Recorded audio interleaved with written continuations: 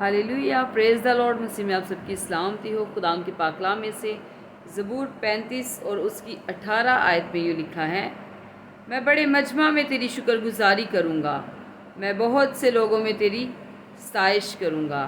आमीन। तो खुदावंद का बंदा दाऊद ये बात कर रहा है कि मैं बड़े मजमा में तेरी शुक्रगुजारी करूँगा और बहुत से लोगों में तेरी सताइश करूँगा।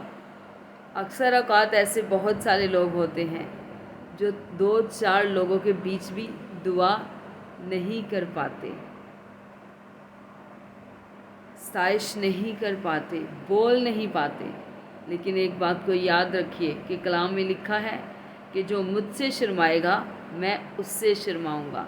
तो हमें खुदावंद का नाम लेते हुए शर्माना नहीं है, बल्कि दिलेरी के साथ बड़े मजमा में उसकी शुक्रगुजारी करनी है, उसके नाम की तारीफ़ करनी है, उसकी कुदरत के कामों को बयान करना है, क्योंकि खुदावंद की कुदरत के रंग हज़ारों हैं जो अनगिनत है, जो लफ्ज़ों में बयान नहीं कर सकते हम।